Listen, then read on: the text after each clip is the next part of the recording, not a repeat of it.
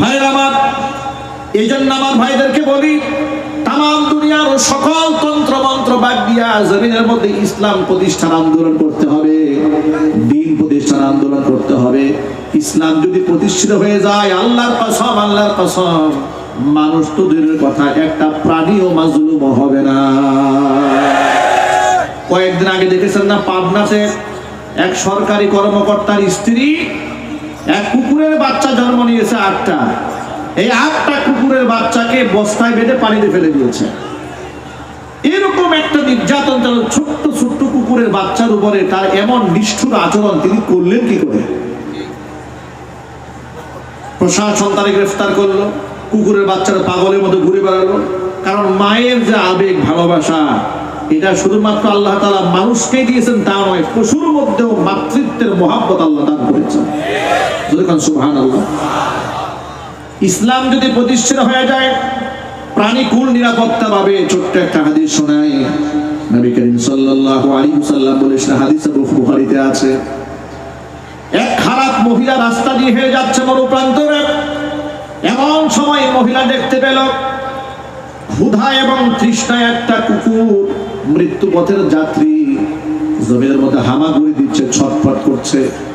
দৃশ্য দেখে মেয়েটার মায়া লেগেছে কুকুরের উপরে।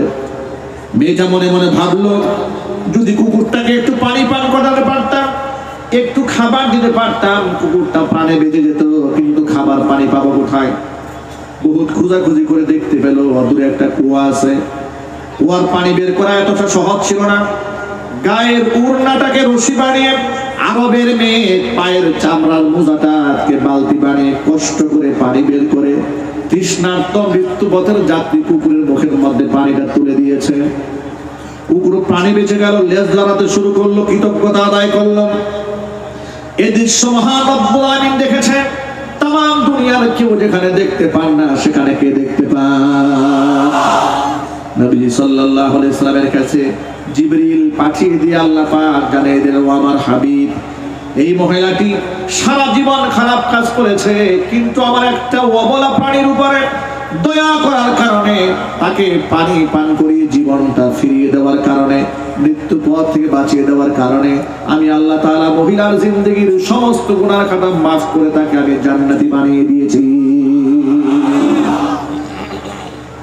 পক্ষান্তরে তিরমিজি শরীফের আরেকটা হাদিসের মধ্যে এসেছে, এক নামাজি মহিলা ঘরের ভিতরে বিড়ালকে আটকে রেখেছিল। বিড়ালের অপরাধ ছিল, তার খাবারের মধ্যে মুখ দিয়েছিল। এই শাস্তি স্বরূপ বিড়ালকে বেঁধে রেখেছে, খাবার দেয়নি, পানিও দেয় নাই, বাহিরে ছেড়েও দেয় না, পোকামাকড় খেয়ে বসবাস করবে।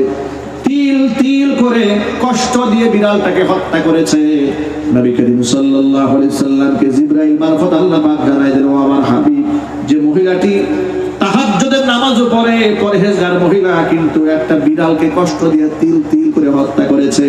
ওর সারা জিন্দেগীর সমস্ত আমলগুলো বরবাদ করে দিয়া মহিলাকে আমি জাহান্নামী বানিয়ে দিয়েছি। বলে নাউজুবিল্লাহ। আমরা এমন একটা ধর্ম পেয়েছি, মহান আল্লাহ তাআলা আমাদেরকে এমন একটা দিন, এমন একটা জীবন ব্যবস্থা উপহার দিয়েছেন, সেখানে শুধু মুসলমানের মর্যাদাকে সংরক্ষণ করা হয়েছে তা নয়, অমুসলিমের মর্যাদাও সংরক্ষিত আছে। এমনকি মানব সভ্যতার মর্যাদা শুধু নয়, পশুর হকও সেখানে সংরক্ষিত রয়েছে। বলেন সুবহানাল্লাহ।